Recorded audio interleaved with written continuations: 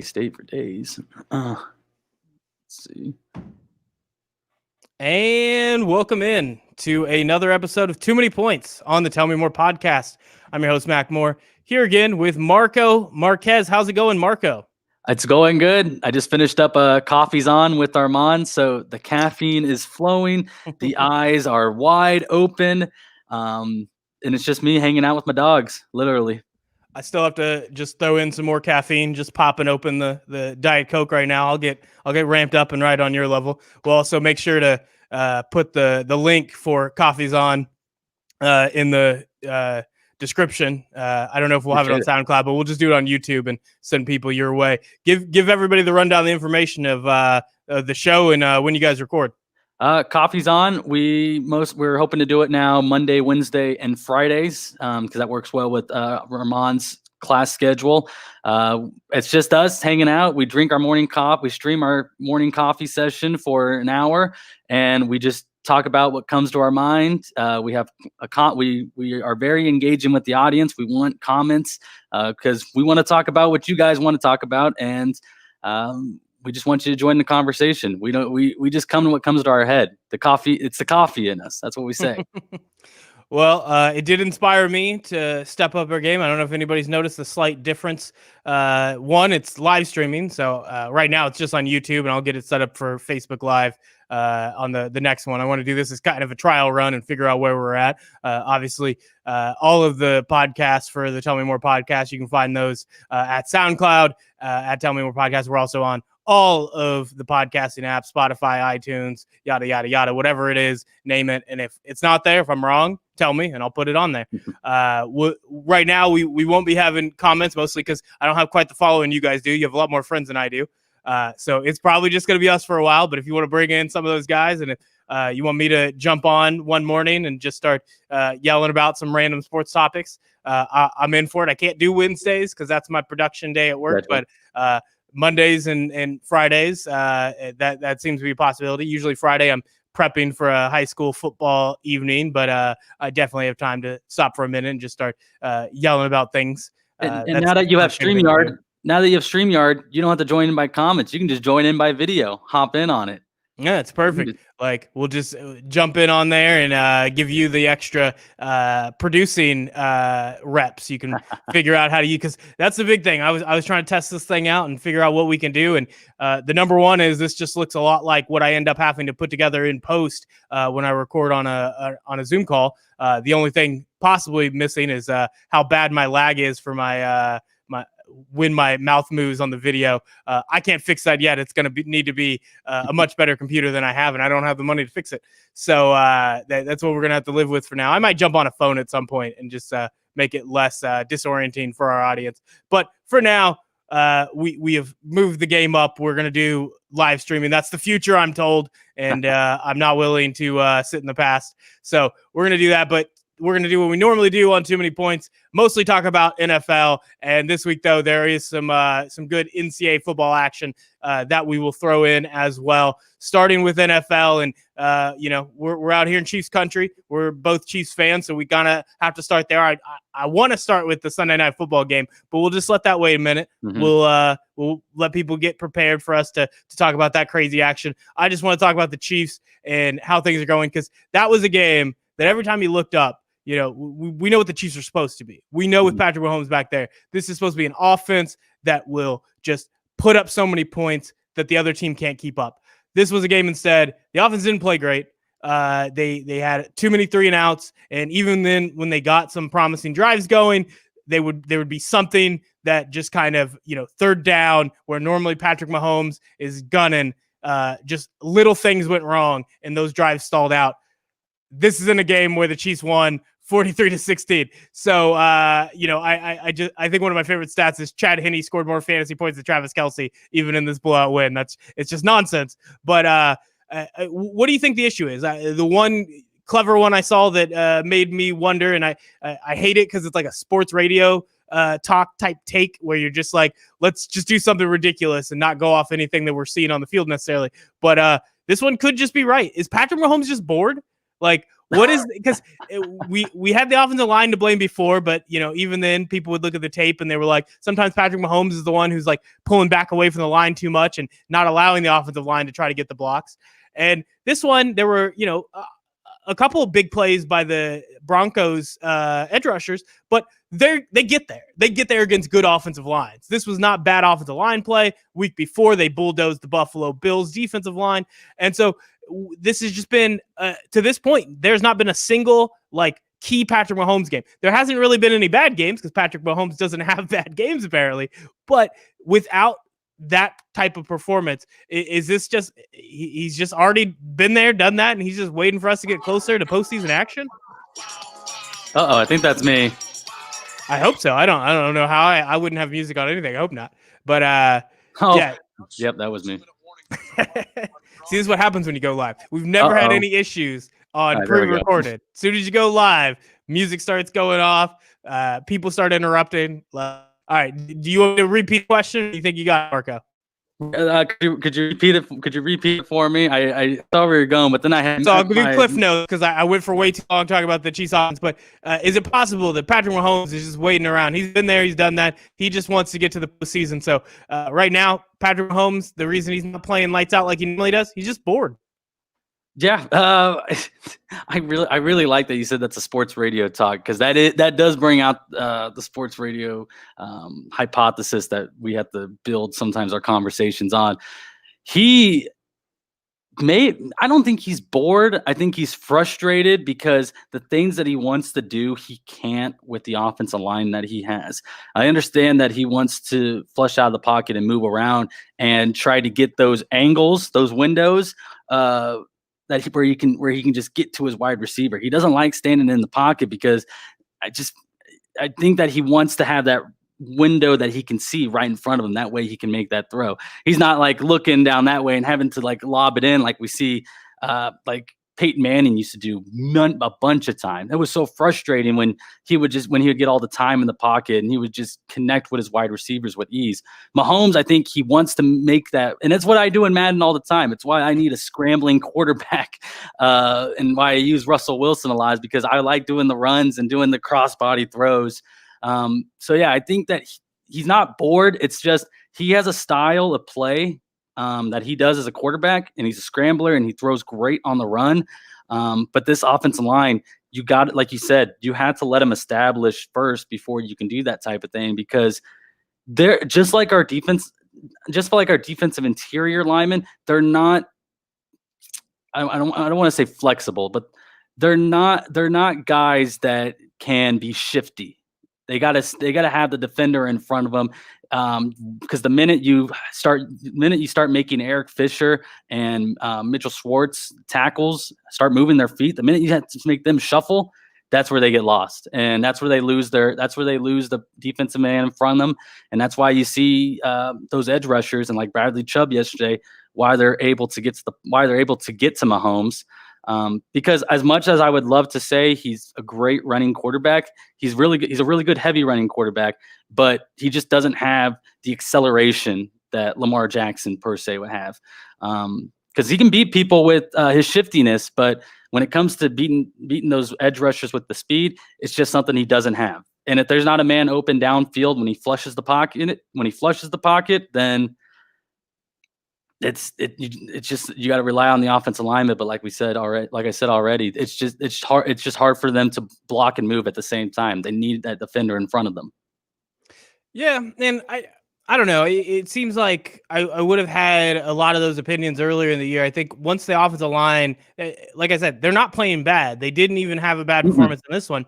Little things. The play out to Le'Veon Bell, and I know Jeff Schwartz jumped on Twitter and immediately broke down the play, and talked about it. Le'Veon Bell didn't look around, and if he did, and Patrick Mahomes throws it, he gets it. But also, Chubb jumps sky high, and I think with that, Jeff Schwartz said he wouldn't have passed it there, but it's third down and there's nobody running into the flat. Like, part of his breakdown is showing how it's a clear path to the end zone. Well, that also means you have time to loft it out there, or you have time to think you can throw it around. I think Patrick Mahomes decided, well, Le'Veon Bell didn't quite turn around yet, so it would have to be lofted. Guy jumps into the air. any move I do, it's likely to be incomplete. I have a better shot of pulling it and trying to go around Chubb, who's airborne right now, and Chubb played it perfectly. He didn't let Patrick Mahomes kind of jump in front to get it around. He pulls him down real fast. So I think part of that was a Patrick Mahomes decision to take what he thought was the higher efficiency play, but a sack is almost never that. Like, throw it out around, and that goes back to Patrick Mahomes wanting to get the clear passing lane and get himself in a different position. But there are other moments where I think they are just in cruise control. I don't even think it's so much like Patrick Mahomes even being frustrated, because they're taking what's given to them. They're doing great. And like I said, when you win 43-16, like, you're not as worried about throwing down the field. That's only going to get you more in trouble. The only chance Denver had of scoring was Patrick Mahomes throwing some interceptions that got them into, either a pick six coming back the other way, or just getting them into position, because that offense wasn't doing it. And we'll get to Drew Lock in a minute, because another funny one that stems from a Twitter conversation. But big thing is, if your defense is playing this way, you don't need Patrick Mahomes to do more than that. And it's just been a big surprise that the defense has played this good. And I've seen a lot of comments about them being one of the best defenses that the Chiefs have had, since the time when defense was the only good thing happening, but they also weren't really winning games. This defense is able to stop most of the top offenses. Like, they've been doing a great job. And the only real blip on the radar was that Raiders game, which I just think they weren't ready for Ruggs to be in there. I think that was probably the only thing that really just caught them off guard and took them out of it. But otherwise, they're doing amazing. And, if you're trying to pick some nits, it's that rush defense. And the rush defense isn't even that bad. They get the stops when they need to, and they're just bad enough to trick you into wanting to run on them, which, as it turns out, is not always an efficient play in the NFL. So they're tricking teams into doing what they don't want to do by, we can take advantage of this rush defense. The rush defense isn't even bad enough to win games that way. The only way, obviously, when you have one of the top teams in the NFL being the Tennessee Titans right now, that might end up being a bad matchup. But, I mean, we know what happened last time.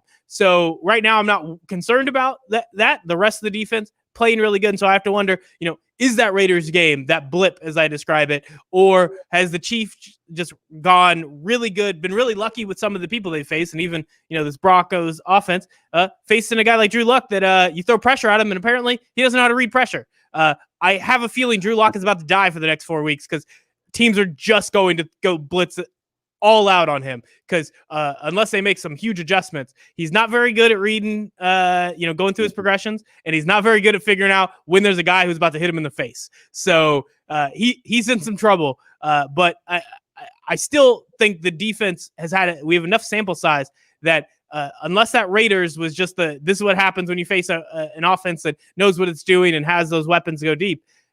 They just played great. I'll have to keep watching and see if something changes. But this defense is playing exactly where they need to be. And I assume if their skills drop a little bit, that's when we'll start to see Patrick Mahomes push it a little bit more. Hey, you know what? I have one thing I didn't like about the defense from this game, and that was Tano passing on the Drew Lock option run for the touchdown. All he had to do was just watch the ball. The ball's right there. He had a clear tackle on a clear open field tackle on Lock, but Lock made one move towards the running back, towards the middle, and Tano jumped towards the running back, and it was just bad because it was right there for him, and Lock was able to get the open run for the touchdown. But the good thing that I like, hey, our linebackers can tackle, and they can tackle in snow, which means when we come to those December and January games, those cold weather games, that's going to be huge, because you talked about the pass defense we know is pretty good. The pass defense is pretty good on this Chiefs team. They're a top 5 pass defense. It looks completely different than when Bob Sutton was the defensive coordinator. But one of the things that under Spags was just the tackling and our linebacker play. I think having Willie Gay in for his first start as a rookie yesterday, he played pretty well. Having Colin Saunders up the middle, his one tackle yesterday was a huge play where he blew up the run. I think it was on either Gordon or on Royce Freeman, but he blew up the play blew up a run play in the second half. And it's just one of those things where you can go back to the film room and you're like, I really like that. That was good. That's something that you can take away from the defense specifically. It's just the linebacker play. Damian Harris showed out yesterday. Anthony Hitchens showed out yesterday. Wharton, the guy who punched out the ball on Gordon, he had himself a game. That right there was what really impressed me with the defense. I'm not concerned about the secondary because you have Tyrann Mathieu out there and the scheme and the blitz schemes that Spags can come up with, which he does really well. And we saw some of it yesterday. I'm fine. Secondary, I'm cool with. I think we're set in the secondary. The only thing I really was worried about was that middle of the defense against the run. And again, yesterday they looked pretty solid, especially when it came to the tackling.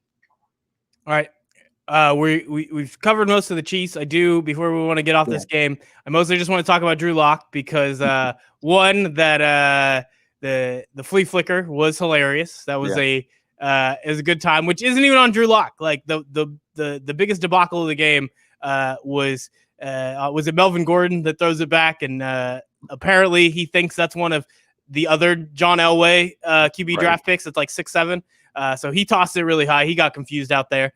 And that play was funny, but even worse than that, the rest of the plays, Drew Lock, we'd already mentioned earlier about some of his problems. But the reason I bring this up, this is a shout out to Scott Chasen and Riley Gates of 24/7 Sports, because they got into an argument on Twitter last week, and it was all from Riley inexplicably just deciding to tweet out that Drew Lock is a good pro quarterback. Weird stand to make 8 games in to Lock's career, and Scott immediately fires back with the box scores and just like, that's interesting considering he's had one good game, which then it just became a semantics argument over what's a good game, what's a good quarterback. That all got cleared up this week. Drew Lock, there's no question anymore. It's not like what's a good game or where we're trying to place him. Whose fault is it? Because this wasn't about the Broncos roster holding him back. Drew Lock is not ready. Like, he has a lot of talent. There's a lot of things he can do. That's a promising young quarterback for the Broncos. They were right to make the move to go to him, and it's not his fault that they're losing. Like, it's not just like, okay, this team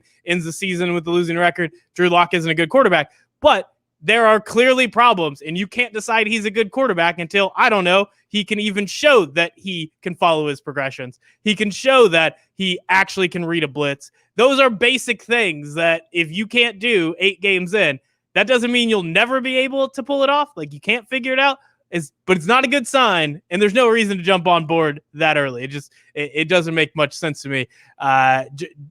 There's a lot of middling quarterback play, and so if you had to like rank it, I think Drew Lock might be higher than a lot of people think. But definitely after that one, I have to give it some second guessing, because that game was pretty awful, and it wasn't a bunch of his players messing up for him. Drew Lock made a lot of mistakes in that game. Yeah, and we can look at someone right now who's a little bit further in their career, still young, but struggles the same way Locke does, and that's Baker Mayfield, a guy that's struggling to read defenses in year 3 or 4 for him. Locke, you can surround him with a lot of weapons. He's got young talent around him. Sutton being out for the year definitely hurts, but you're right. The quarterback's doing one big thing. You know, you can put weapons around him, and he's got the arm. There's no question about the talent, but it's just is to be able to read the blitzes and everything. That was the big mismatch yesterday, because you have a defensive coordinator who can draw up and design blitzes and hide them against, and that's in Spags. But yeah, Drew Lock. It's troubling, man. It's troubling. I really hope for the success of the kid, but that's such a big thing that quarterbacks have to be able to do in the NFL right now. And so, yeah, you got to look at someone like Baker Mayfield, and that's someone that he could turn into, but he still has some years left. He still hasn't had a full season. Give him a full season. Let's see after this offseason, but next year we can have the same we can bring up this topic again and see where he's at, because you're gonna have to be able to compare him from this year going forward. Yeah, and it's something you can learn. I mean, I think the big thing is if you're going to compare him to guys like Kyler Murray, even Justin Herbert this year, it's like there's a feel for the game that as much as Drew Lock has comparable talent, those guys showed that feel for the game much earlier, and that doesn't mean you don't have it. But if you're trying to figure out where people are and put your money on who's going to become a good quarterback and have sustained success over a few seasons in the NFL, like you look for those things. Those other guys have shown it, and Drew Lock hasn't. So just don't put them into the same category as the other one, and we don't have to be as critical when we look at Drew Lock's game. You made a great segue. You can tell Marco has actual experience in radio, and I don't. Baker Mayfield next one up, because that was a game I do want to talk about, and I know I keep pushing that Seahawks Cardinals game to the back there, but I feel like it's suspense. I feel like people are going to keep hanging on until we get to it. But I do want to talk Browns Bengals, a game we didn't think was going to be good. We assumed that was just going to be a trash game, and instead we get a good performance out of Joe Burrow. He's showing confidence on a team that doesn't really have the necessary players around him to win. But he has the same confidence he did with the all-star cast he had at LSU. None of that's diminished. We'll see how long that lasts. But for right now, looking good for Joe Burrow. And on the Browns side, we know their story. They're trying to win on defense. They have that running game that when it's clicking is just going to mow people over. And then the thing I had brought up was, if this is a team that wants to make a push to not just make the playoffs, but maybe win a game in the playoffs, you can't just have that rushing attack and that defense. I mean, you can try, but remember, even if you're comparing it to the Titans, who had Derrick Henry, who is by himself, that Browns rushing attack, like he plays at that level all the time because Derrick Henry is just a man among men out there. And they still needed Ryan Tannehill to play at an above average level. Baker Mayfield has not been close to that, but this game, that's the first sign of confidence we saw from him going down and playing to get them the victory there in that game. And I didn't think he had it in him. I thought from everything we've seen, that's over. That Baker Mayfield is gone, diminished, crushed. And I bet it hurts him as much as it hurts me to see every time they show the Patrick Mahomes Baker Mayfield game in college. Like, that's not happening anymore. Nope. Patrick's the only one. But, kudos to Baker Mayfield. He pulled through. He did it. And it's not that he had a lights out game, but if you can pull it off in the clutch when otherwise you had just lacked confidence for, a season and a half at this point, then, it's a good sign. It's a good sign for Baker. I like to see what he does going from here. Yeah, you make an excellent point. Last week, after getting embarrassed by your division rival, the Steelers, he bounced back. He had a really good bounce back game. Credit, it was against the Bengals, but still an NFL defense, and the Browns are a 5-2 team. In a very tough division. You put these guys, I think you put them in the AFC South, in the AFC South, somewhere there. I think that they're up there in that second level, but in that second spot or fighting for. You put them in the NFC East, and they've already clinched. There you go. They're already the NFC East champ. Exactly. And the fact that I feel like this was a must-win against the Bengals for division record purposes. And there goes the music again. I'm so sorry. That's fine. It adds some ambiance. It's the ESPN ads, man. I don't know why it seems I want the volume on, but it was a must. I think it was a big win as a division because you need that division record in the future. But as far as the Bengals goes, man, it's all just about keeping the motivation on Joe Burrow. Don't let that winning mindset that he brought from LSU. Don't disperse that. Don't get rid of it. Like, he needs that confidence. And oh my gosh, I turned you off ad for Cheez-Its. Okay. Interrupting my Joe Burrow testament, but T. Higgins, Tyler Boyd, those are weapons. Those are dudes. Joe Mixon and Giovanni Bernard, I think, is a running back Joe you can work with. Now you got your quarterback. The Bengals just need to figure out a defense, which was a concern going into the season, and an offensive line. They're at phase 1 of rebuilding, but I'll tell you right now, I like where they're at as a team. I'm excited to see how much they grow this offseason. But yeah, Baker Mayfield, I'm still convinced Browns and Jets are going to be a team. I never win a Super Bowl in my lifetime, but the motivation and confidence there, and he needs to keep it and ride it for the rest of the season. All right. I was about to let you transition us again, this time to the Steelers Titans, but no, we do need to talk about Sunday Night Football because I think it's become a running joke that Seahawks games, they're not normal. There's not a normal Seahawks game. That was the joke. It's no longer a joke. It is just a proven fact. Especially on Sunday night. it doesn't matter when it is. I mean, they're putting it on Sunday night because of how crazy the games are. It doesn't, you could put that, at 3 a.m. on a Wednesday morning. It's going to be a crazy game for the Seahawks. And this was another one that, normally it's the Seahawks either they're the ones who come back to win or they might let a team get back in the game and it becomes crazy, but Russell Wilson finishes it off, right? And this time, Kyler Murray out-cooked Russell Wilson's cooking in this one. He took him down, and almost all of it, I think that even during the game, you get the announcer saying, look, Kyler Murray looks like Russell Wilson out there. And like, Russell Wilson, and we're told he's faster than we see on the field just because he's always thinking, he's always looking to get down, so he's never running full speed. But even full speed, he's not as fast as Kyler Murray. And Kyler Murray, he's got the moves. Russell Wilson has like 75% of it. But Kyler Murray has it. Kyler Murray, like if you want to start comparing him to Michael Vick, I would only be slightly offended.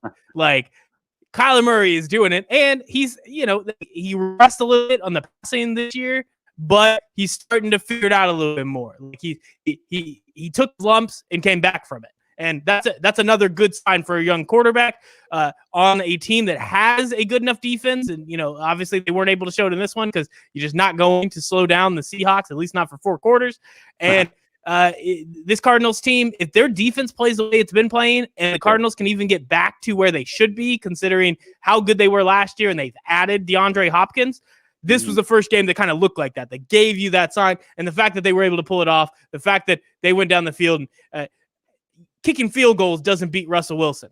Being down going into the second half doesn't beat Russell Wilson. I forget the stat. I know that I've already forgot the name. The ESPN was with Mike Golick this last round.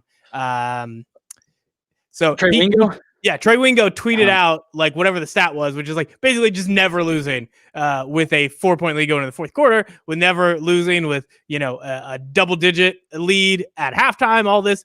And you know what? Kyler Murray broke it. And you know who used to break that all the time? That is where he looks like Russell Wilson, because that's all we all saw Russell Wilson do. There would be some sort of stat that the people would put on for the primetime games. You're like, this team has never lost in this situation until Russell came along. And so that's exciting. It is amazing the number of exciting quarterbacks we have in the NFL right now. And that excitement, it kind of dies if you end up like, wow, it's really fun to watch that Cardinals offense lose every game.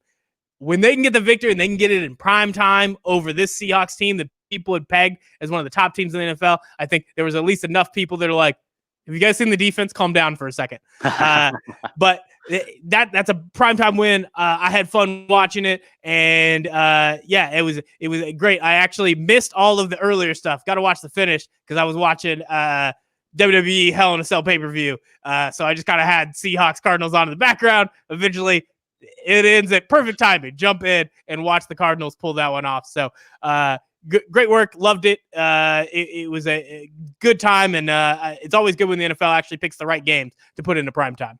I always sometimes feel like I got into the wrong industry, because every time it's like everyone in the sports media knows WWF and WWE history like the back of their hand. Like you, Fulton and Brendan, I come to KJHK and everyone's talking about wrestling, and I'm just like, it's never too late to jump in. It's never too late to jump in, but I totally missed the loop on that one. I'm just like, yeah, I had the games. Rey Mysterio 619. That's as far as I can go. That's good enough, man. That's all you really need. I had to do my wrestling name drops, but I'll let you tell us about your decision to ignore the greatest sport that is wrestling and just only watch football yesterday. Talk to me about the Seahawks Cardinals game. Yeah, what you breaking down the game just unleashed a lot of serotonin into my head, because I'm back thinking Russell Wilson was the dude, man. Like, he was that guy. He was such a fun quarterback. And you're right. You just made me realize, like, we are watching kind of like the next one form in Kyler Murray. My favorite play of the game yesterday, no, it was not that passing touchdown to DeAndre Hopkins down the sideline.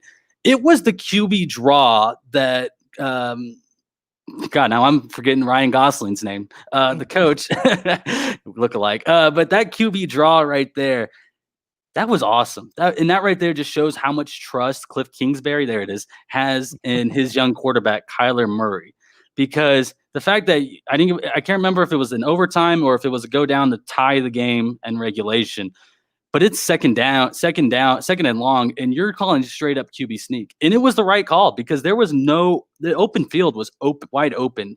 The Seahawks were playing a deep defense, playing that deep, thinking that they're going to go deep.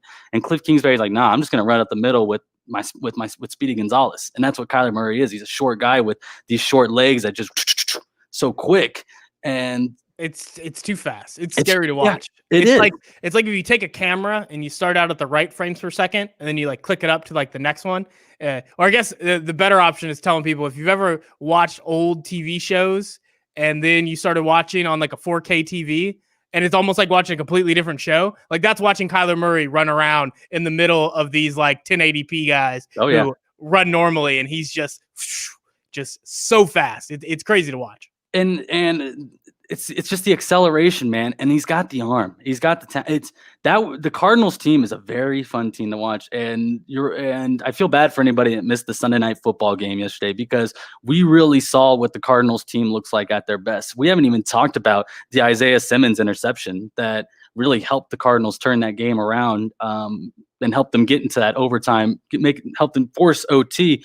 But Budda Baker, man. Budda Baker, Byron Murphy, Simmons. This defense, it's a young team, but they got some maturity, and I think Larry Fitzgerald's presence, dude. How does that guy not age? We talk about Tom Brady not beating Father Time. Larry Fitzgerald, for what he's done throughout his career and still continuing to do, they needed him on that field to send the game in the overtime because who threw the ball with 10 seconds left while it was running? Who threw the ball to the center or to Kyler Murray to get it all going so that they could spike it?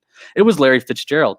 He's got a high IQ on that team, but it's the chemistry. There we go. I'll just sum it up right there. It's the chemistry. These guys are so young, but they look like they played with each other already for like 2 or 3 years together. It's awesome. They're an awesome team to watch. Yeah, and it's good to see them in a win like this because it's one thing to have the defense playing as well as it did. It's another thing when you're able to make those big plays in key moments to get your team into position to win. And like I said, once you get the offense kind of playing above, I don't think what we've seen from the Cardinals is what we should expect throughout the year. I think they're better than that.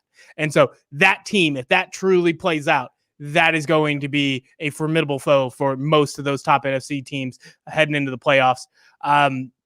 We'll jump to Steelers-Titans. You got to have the undefeateds in a game that, some people might have turned off at halftime.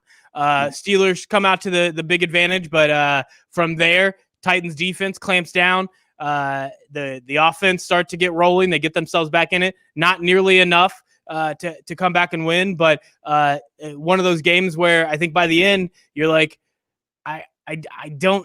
this is a Titans team that still is going to be very, very scary. And the Steelers, though, I've mentioned every week, this is that first win that you can put on there that is like, this is a legit contender that they led wire to wire.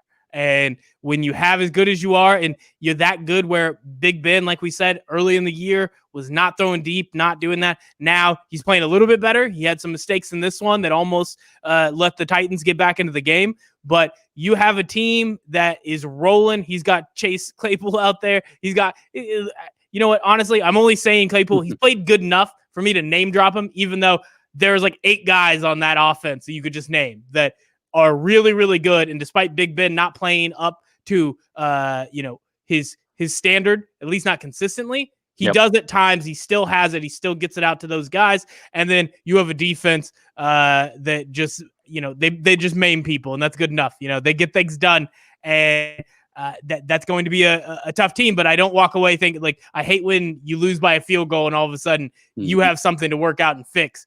Steelers, they survived some errors they made. They still need to clean it up on the offensive side of the ball. And then Titans, you can't stumble early. Like if you want to prove you're that good, if you want to come out and say, hey, we're one of the best teams in the NFL, stop overlooking us. You can't stumble facing the other undefeated team in the AFC. You have to come out and be ready. But they recovered, and that's a good sign for them, especially on a team where we know Derrick Henry is the strength. in a game where you can't give Derrick Henry the ball as much because you fall down 24-7 at halftime. Like, if Ryan Tannehill's good enough to still pull you back in, I don't care if they're playing a more lax defense to kind of let you waste clock. Ryan Tannehill delivered, and he got them in position to nearly make the comeback. That's a good sign for the Titans. Yeah, Steelers are very tough. That's a big takeaway. This is my first. Yes, I watched the whole game. It was my first time watching the Steelers and Titans closely. Steelers defense, very scary, very, very scary. Ben Roethlisberger, still pretty good throwing the ball, but makes errors, which I think is going to help teams get back in the games like we saw. But Tennessee, I still think, is an average offense because they stumbled early out of the gates and they couldn't get anything going until the second half. They still, to me, are still an average team, and I think the Steelers showed me that they make mental errors on the offensive side, especially with play calling, because they were just throwing it deep for some reason when they were up in the second half. They weren't really running the ball with James Conner enough, in my opinion. I felt like that they were just trying to keep adding on the points, which is fine. In the NFL, you got to keep getting as many points as you can. But they were doing it while trying to get big yardage at the same time. Tennessee, the reason I still think they're not as scary is because one of those touchdowns I have was a one-play 73-yard slant route to A.J. Brown. So it's not scary? It's not scary if you pull that off? No, not scary to me because that's still a mental like mistake saying on the Tyreek defense. Hill running and doing the slant route against the Chargers to open up last year. It's like, that wasn't scary. That scared everybody. Everybody's scared to death of that. And that's Tyreek Hill. That you just have to catch him. You're only scared that he'll beat you. A.J. Brown will run you over and run the 70 yards for a touchdown. True. That's still scary on an offense. You can't pretend. Get the idea that, okay, with that big play, the offense wasn't nearly productive. You can look at that, take that away. But they still have that in their arsenal. And we're talking, Corey Davis just got back from injury. A.J. Brown is back from, it was his second full week after he was injured. Yep. So they're coming off COVID. They lost their best offensive lineman in Tyler Lewan. They should be bad right now. And instead, they played this good. And yes, a lot of it, it's not quite garbage time, but you can make an argument that it's definitely in the latter stages of the game easier for Ryan Tannehill to get those yards, and he didn't get them earlier. But that's also, they're not running at full strength yet. So this Titans team, I disagree with it. It's they're an average offense. Derrick Henry by himself, what they did last year with just Derrick Henry is more than an average offense. That's with Tannehill playing close enough to game manager, which I don't even think was a fair assessment of what he did last year. Now he has both weapons healthy, ready to go. He's got even the tight ends, when they lose one, the next one's up, and apparently he's good too. They have enough guys in that offense. And the only thing I'm worried about is that losing your star tackle, and that offensive line held together good enough. So that impressed me, but we'll see if over the course of a few games, if people can start getting some helmets on Tannehill, because that pressure might change it. Right now, Ryan Tannehill has not gotten his clock clean in a while. It's been a while since he played for Adam Gase. So if that happens, we might see a little bit different play out of Ryan Tannehill. That's what I see. When he's rattled, what does he look like? So far, though, he's looked really good. Dude, you take away that run game, though, and you put the ball in Tannehill's hands, you force him to pass it. I think that's how you beat the Titans. That's why I say they're an average offense right now. But I agree. They have the COVID. They just now got back the two best receivers on their team, but they're still one-dimensional. And yesterday showed me. But yeah, they were playing a really good Titans team. They still had to play the Ravens, the Packers. Those are two, and got to play the Browns once. I'm not counting the Browns out. We just talked about the Browns and how Baker Mayfield brought him back. And they still got to play the Bears. We're not going to talk about tonight's game, but they still got to play the Bears. Those are 4 tough games for the Titans. And I think what happens, what do we all focus on, or what do all teams focus on? They're all focused on getting to the playoffs and getting to the Super Bowl. The Titans are a tier 2 team. They're not quite there. They're still one-dimensional offensively. Once they get down, I think that they're out of it. I think they're out of it. Yesterday was not a good example because they could tie it up with a field goal. But yeah, I'm not a believer in them yet. I have no problem with people believing in them because Derrick Henry's a beast and Tannehill's deserved the contract that he got at the offseason, but I'm just not there yet with them because I've seen how they play against good teams. I saw him play against a good team, and it was a 3-point game. So from there, and with all the asterisks for it to be a 3-point game, and the Steelers, like, that literally should have been a complete shutdown. With the way the Steelers play, if you're trying to pass to come back on them, like, if you told me they were down 24-7 against that Steelers team, I imagine that game is like 49 to like 17 by the end. I feel like the defense themselves would have just finished them off, and they didn't. And the fact that they didn't means we might need to reevaluate how we view this Titans offense, because I'm not sure that that's how they're playing. And we could make the arguments earlier in the year it's because of lesser talent. They still delivered against a good team, and I'm not going to put that black mark on them because they lost 3 points against the other undefeated team in the NFL. Other teams, we're only going to talk for a second. Washington beating the crap out of the Cowboys. That was great for me. I was about to pick up the Browns defense in my fantasy league. And this is a fantasy league where it's got like hyper scoring. So a good defensive performance will get you like 50 points. In this case, I got 38 out of Washington, and I was going to pick the Browns. Some other guy picked the Browns and dropped Washington. So it's like, as I'm picking, there's nobody else. I'm like, well, I'm taking Washington. I think the Browns got 11 in our league, so a 27-point difference. He ends up losing basically he still has a player tonight, but like basically the difference would have been that 27. He would have needed an average performance out of whoever he has going tonight. And I end up winning, getting the victory just because of that swap there. So thank you for the unofficial trade guy. And man, we lost the bet. Me and you. Bobby picked this one, but he also said Alex Smith would start. So I'm saying it doesn't count. We'll talk with Bobby on Thursday about it. But we both went with the Cowboys. I didn't want to, and this is why. With that offense, they lost too many pieces. You add in, it's not even just whether Andy Dalton can be a game manager and try to get it to Ezekiel Elliott. When you lose, Smith on the offensive line, you're just in trouble. That was always the strength is the offensive line. And when they're beat up as bad as they were already kind of barely holding it together, even when they were putting up all these points with Dak in.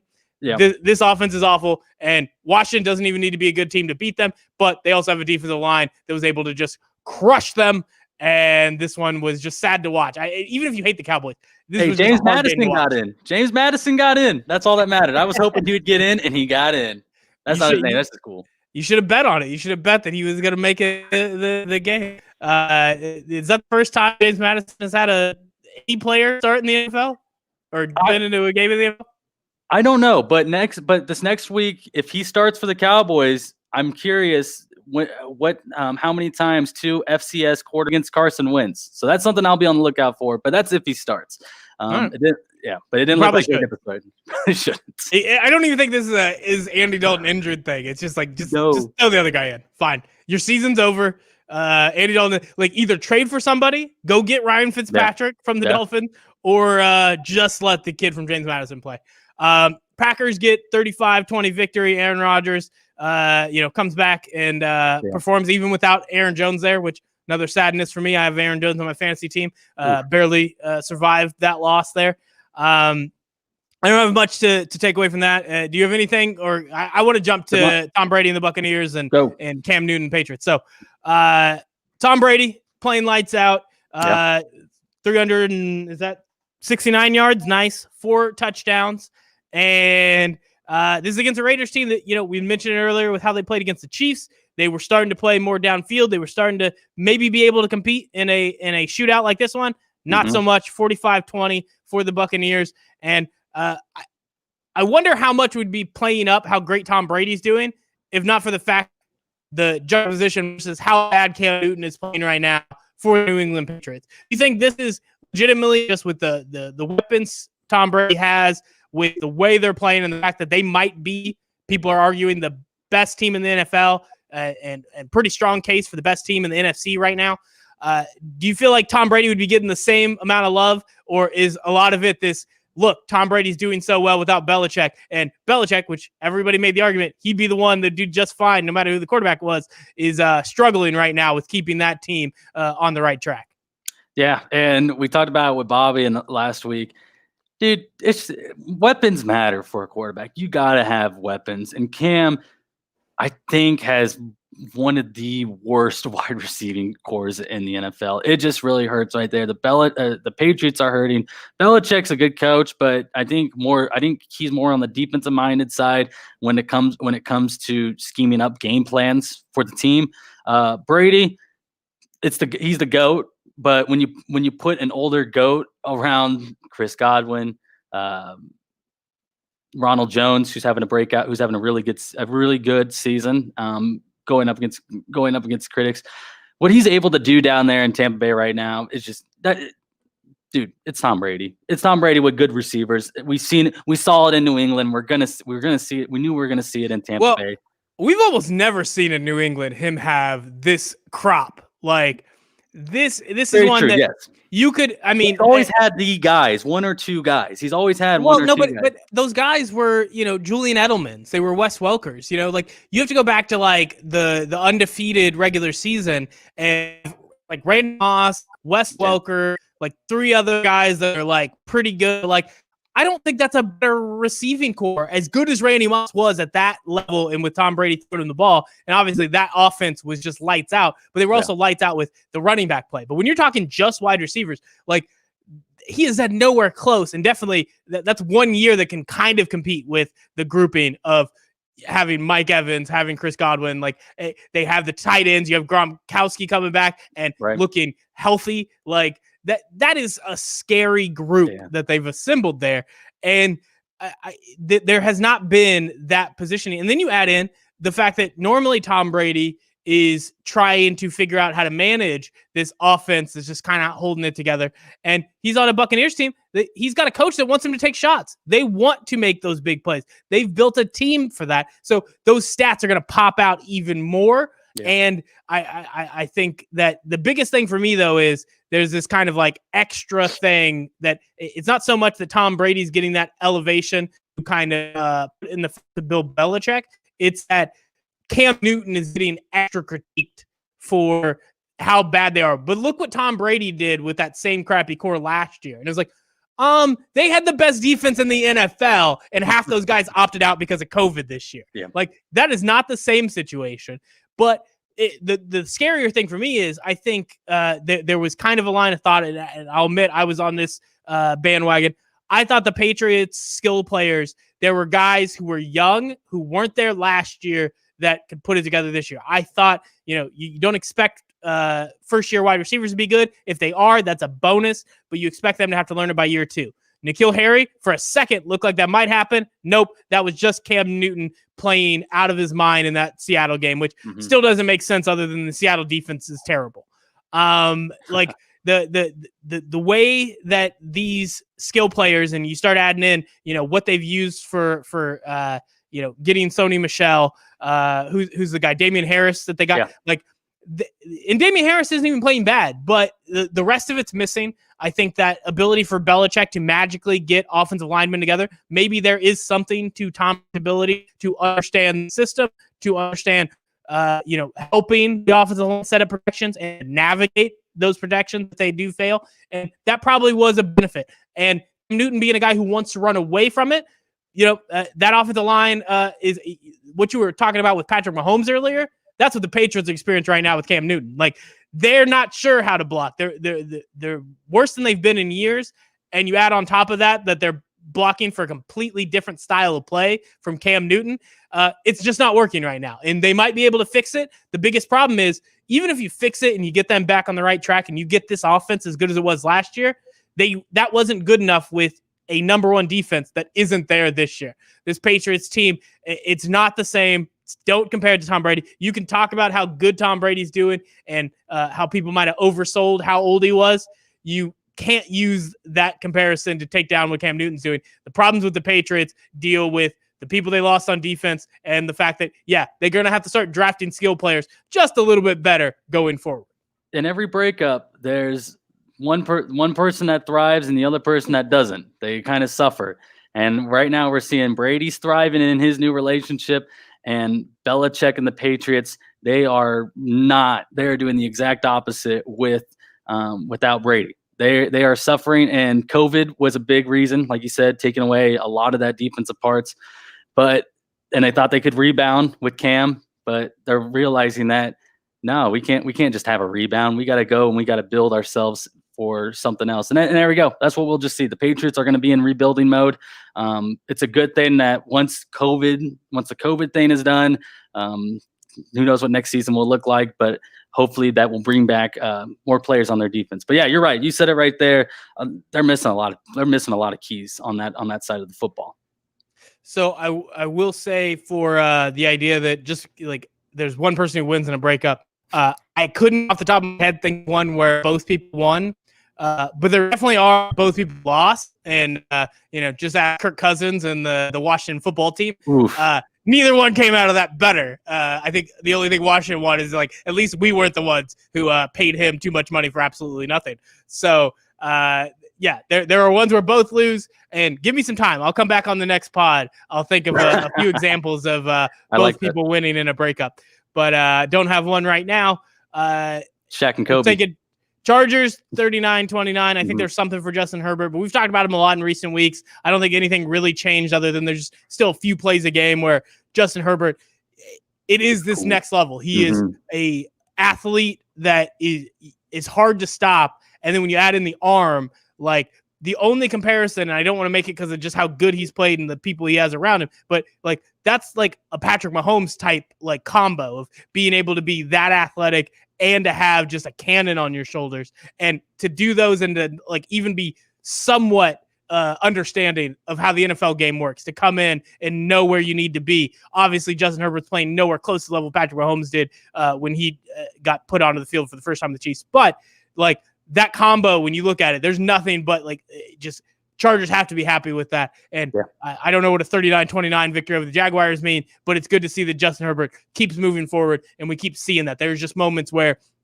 I think it was a rushing touchdown where he dives in that like he could have, he might have been able to throw, but he was going like full speed, but you could see his body movement. This is where we get back to like understanding pressure and the difference between somebody like Drew Lock and, guys like Herbert and Kyler Murray.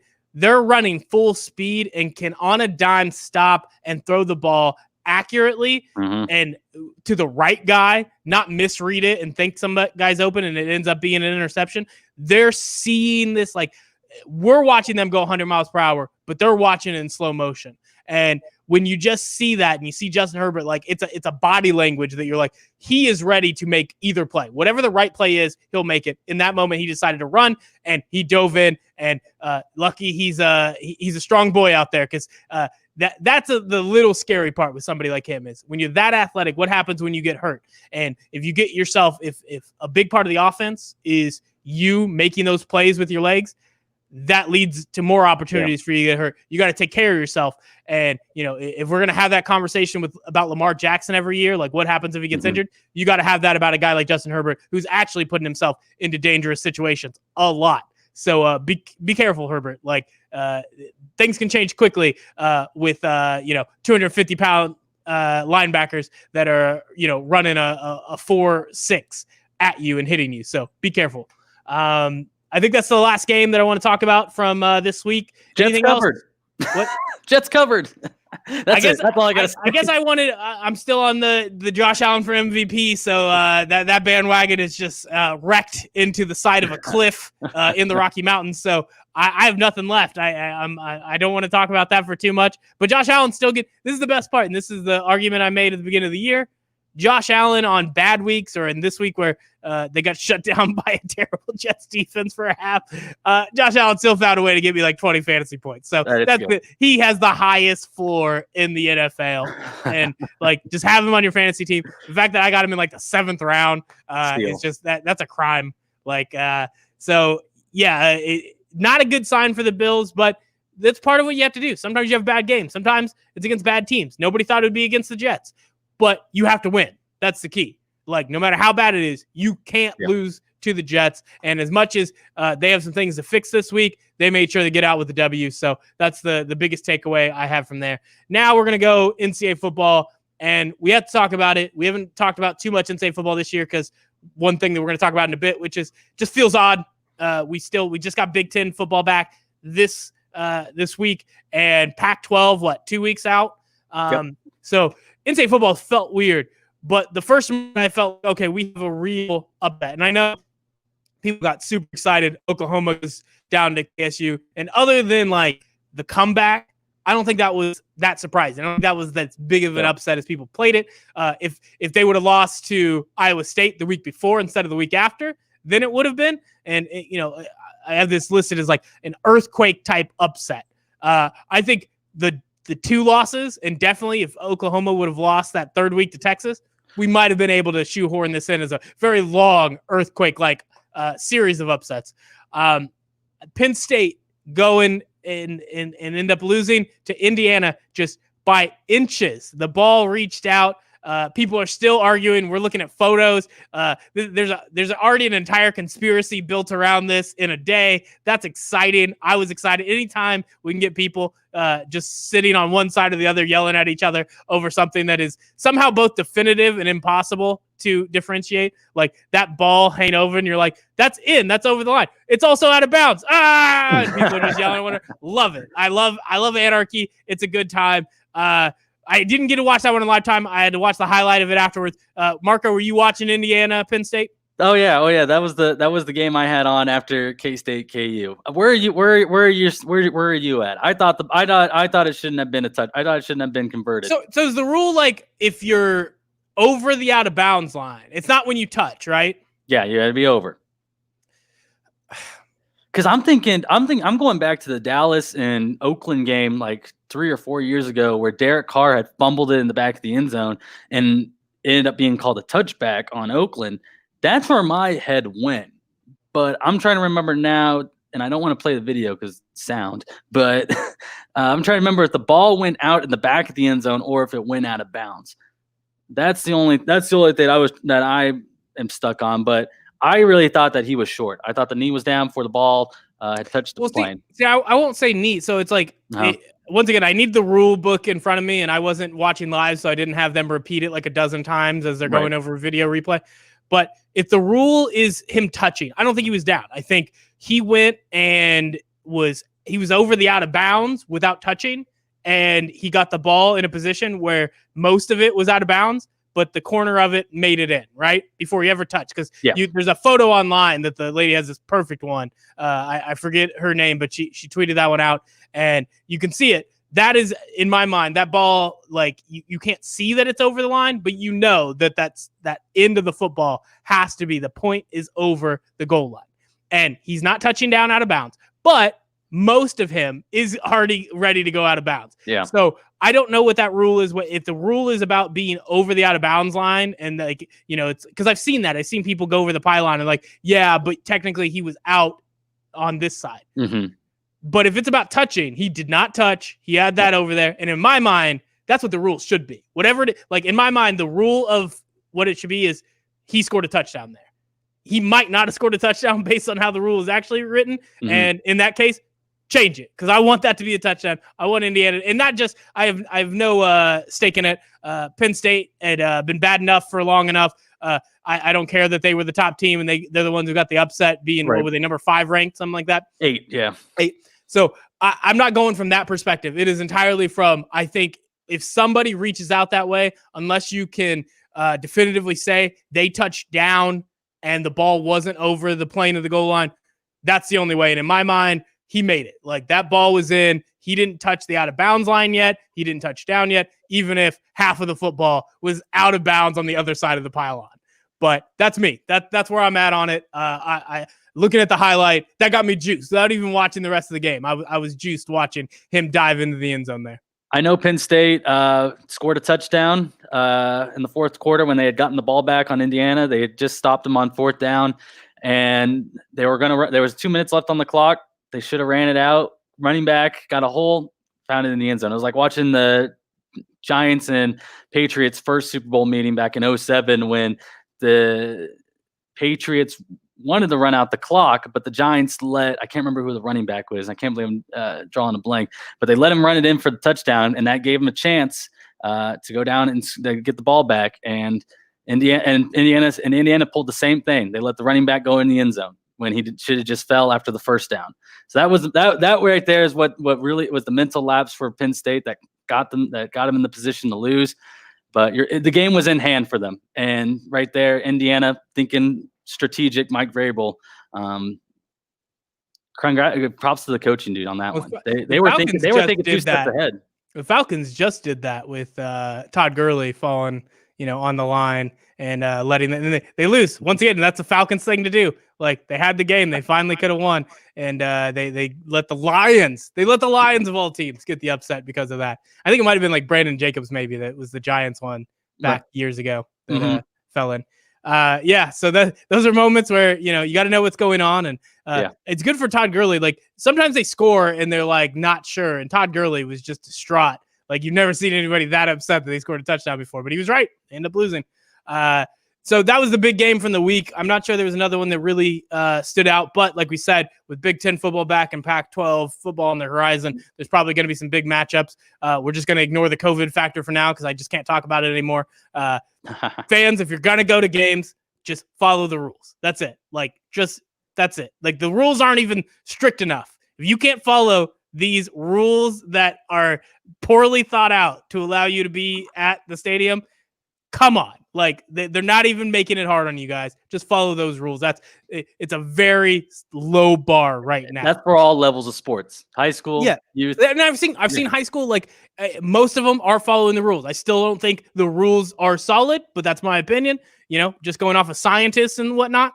But like, the way we've seen it from the professional levels into the college level, like, they are flat out ignoring that low standard. And it's like, if you can't even do that, why we can't let you at the games? But they will, because nobody's stopping them. So that all COVID talk done, gone, whatever.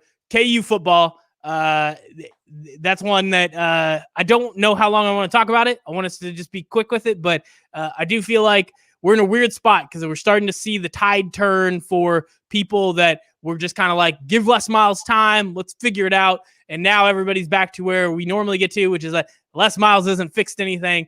This is all awful. And it's weird because normally I push against it. I was like, we're only 2 years in. Anybody who looked at the roster knew this team was going to take a step back this year. You don't get the non-conference games, and the only one you got was Coastal Carolina that, the Supernova belt was ready to go that first week and nobody else was. You get killed by Coastal. And Coastal Carolina is still doing amazing. They're the top 25 ranked. That's no longer a bad loss for KU. Nope. And when you're only got a conference slate, this is not a team that last year would have expected to win. And this year, only people who create unreal expectations expected them to improve their conference record. So they're about in line. That said, some of these losses are extra embarrassing. When K-State is able to throttle you the way that they did, that's bad for two reasons. One is you shouldn't. You need to, at the very least, put up a good fight. And they stuck in it. They kept fighting. But there's a difference between a good fight and keep fighting. Like, you need to be smart. You need to take advantage when you have chances. You need to not keep a guy who is burning you on every return. So those type of mistakes, I think, are more than just saying, oh, we know they're bad. Like, you can't lose that game by that much, because losing to K-State also means any sort of in-state recruiting, which you need to get much better at, because that's the only way to build a team like this. You're not going to convince enough kids to come here and stick it out from everywhere else in the country. The ones who were born and raised here, there's a higher percentage chance that they were K-State football fans because, I don't know, they got to watch K-State football win games for 20 years while not watching that from KU. But you have to jump into that market. Those are the only people you're going to be able to convince and show pride in this game. And instead, it's K-State that got hyped up for a in-state game when they've already had much bigger victories. They came out just as hard in this game as they did against Oklahoma. That should not be the case. When you're looking at who's more excited for the game, it has to be KU going into an in-state rivalry game with K-State. And I've not seen that in a year. And I know it's just different coaches and different teams not playing well, but like at some point it's like, how is Les Miles going to be the guy if he can't change that one thing? If he can't get his team hyped up, ready to go, and you can still get your ass kicked, but you got to come in swinging, and they came in looking like asshats. That's not a good sign for this team right now. I was watching college football Saturday with one of my Penn State friends, Steelers fan too. He was telling me, he said, when we were watching the KU game, he said they don't even look motivated. And part of college football, a big part of it is just motivating your players. When we see the big upset wins, the team that were the underdogs, their players are hyped. They go in straight out of the gate, just ready to knock the other team on their butt. And KU, every game, they come out looking as soft as a Jayhawk. Look at this. Why is he smiling? Why is he smiling? No.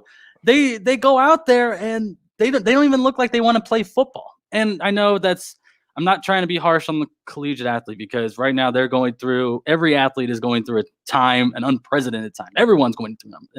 There's that word again, unprecedented time. Everyone's going through it. So we can't be harsh on KU athletes, but this is something that's been going on for, like you said, the last 10 years. They're stuck in the mud. Les Miles, he can't, if you can't even fire up your team, we know the talent is low. The talent on the team's low, but a lot of teams out there have low talent or go up against better teams, and they can stay in them. Penn State's a way better team than Indiana. And we were watching the game. What Indiana did? They made Penn State make mental mistakes. They never gave up. They stayed in the fight. They went out, they jumped out and got an early lead on Penn State. They used that high and did something with it. KU can't even get it. There you go. KU can't even get high. There we go. That's what I'm saying right now. KU cannot get high on motivation. They cannot get high. They can't get there. And I think you need to bring in maybe it's time for the Les Miles era to come to an end. Nothing personally against the guy, but dude, after a 55-10 loss, you don't even seem that upset. You don't even seem like you don't even look like a coach. You don't sound like a coach that just lost by 45 points against your in-state rival. No, it doesn't sound like a big deal. It just sounds like, we'll just go back to the drawing board. We're KU. We'll just try to figure it out. No one expects anything out of us anyway. That's how they're playing right now, and that's how it looks. And it's frustrating, man. It's just frustrating because you're right, man. There's a lot of talent from Kansas high schools, and none of it's going in-state. They're not staying in state. They go elsewhere. Well, some of them are staying in state, but it's only K-State. It's only K-State. Yeah.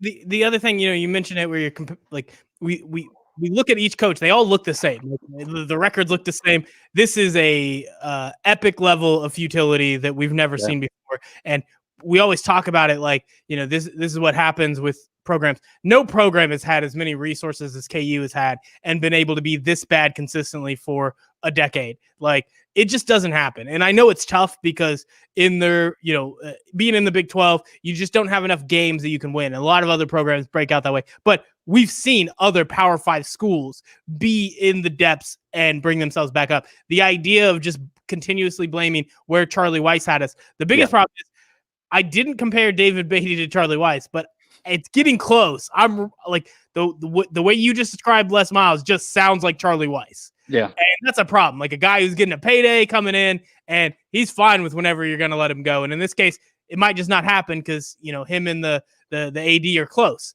Like, so that's a tough position to be in. I don't like to even talk about firing somebody 2 years in, particularly when, you have a year with COVID that just makes it much harder to judge where you're going from. And like I said, I didn't expect him to take a step forward, but those things that we're talking about, they do need to change.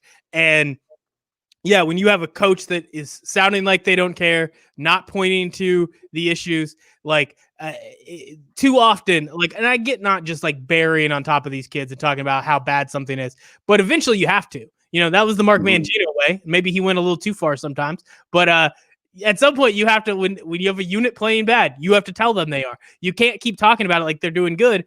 And whatever confidence you're building up, we're not seeing on the football field anyway. So maybe start beating them into shape, because right now the only thing I wanted from Les Miles was the offensive line. He's an offensive line coach, and I knew that he had a stagnant style of offense that when he had a good quarterback and an offensive coordinator that took charge, like they'd put stuff together. But even then, their biggest fault was they weren't very innovative. I thought with Brent Dearman in place, you have the chance to avoid that part. And Les Miles should be, over the course of 4 years, be able to build up an offensive line. Don't go the JUCO route. Don't cheat. You can go the JUCO route on some other positions, but offensive line, you need to get kids as freshmen. You need to build them up. And maybe they're bad this year, but over time, they're going to get better.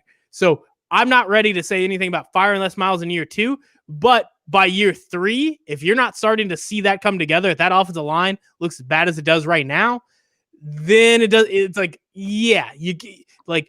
the 4-year rebuild only works if you're on the right track. and that's what people always talk about. It's like, well, now you're going to start over. You're not starting over. Les Miles started with a lot of pieces, even from the little that David Beatty did.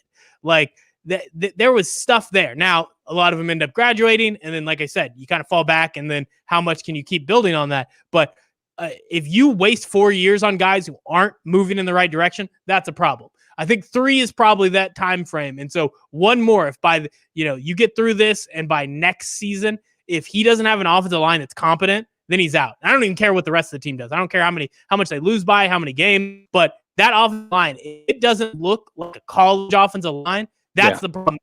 You're never going to win games until that happens. And that was the first thing Mark Mangino fixed.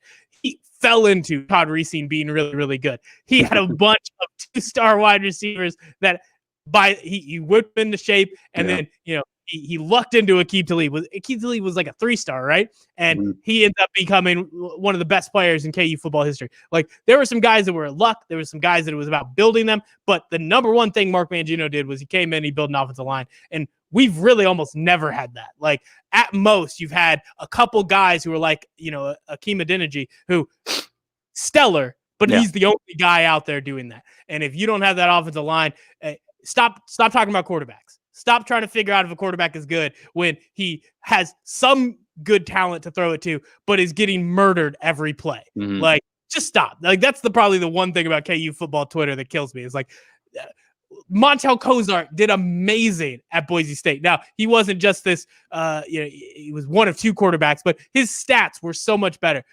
Ryan Willis out of Virginia Tech, and don't even want to talk about Khalil Herbert, what he's doing, but that's a completely different story. But in terms of quarterbacks, we keep talking like it's like, oh, he doesn't got it. It's like, well, no, he doesn't got it when he's getting hit like 1.4 seconds into a play. Fix the offensive line, everything else comes after that. That's a really good point. You're exactly right. They pulled in, they had good quarterbacks, and then look what they did at other schools when they had better offensive line. My last note on KU, what I'll say is follow the model. When you're looking for your next head coach, not saying that Les Miles should be fired or anything, but at some point they're going to be starting to look for a next head coach. And I'm assuming the situation and the state of the program is still going to be in the same as it was previous hires. But look at someone like Minnesota. 27. Who was talking about Minnesota football until last year? 2017, they went out and got PJ Flecker.